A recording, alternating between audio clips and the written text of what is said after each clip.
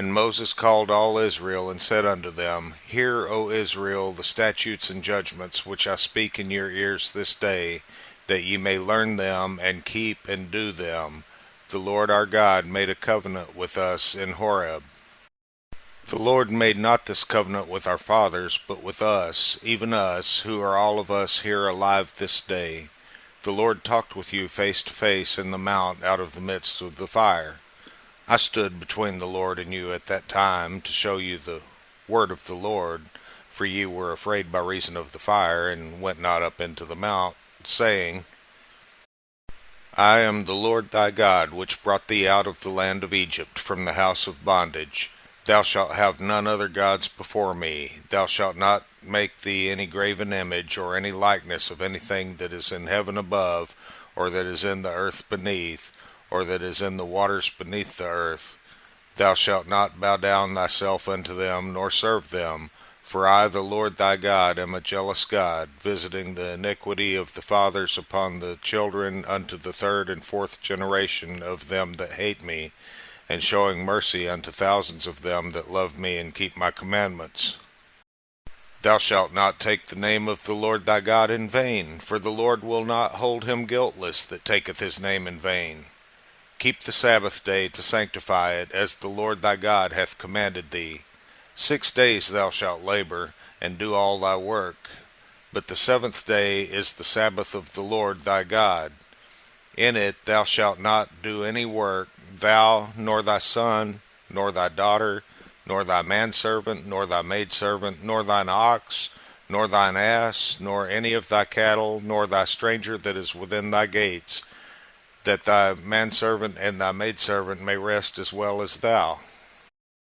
And remember that thou wast a servant in the land of Egypt, and that the Lord thy God brought thee out thence through a mighty hand and by a stretched out arm. Therefore the Lord thy God commanded thee to keep the Sabbath day.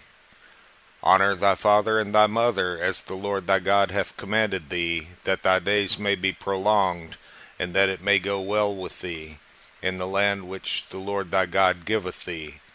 Thou shalt not kill, neither shalt thou commit adultery, neither shalt thou steal, neither shalt thou bear false witness against thy neighbor, neither shalt thou desire thy neighbor's wife, neither shalt thou covet thy neighbor's house, his field, or his manservant, or his maidservant, his ox, or his ass, or anything that is thy neighbor's. These words the Lord spake unto all your assembly in the mount out of the midst of the fire, of the cloud, and of the thick darkness, with a great voice, and he added no more.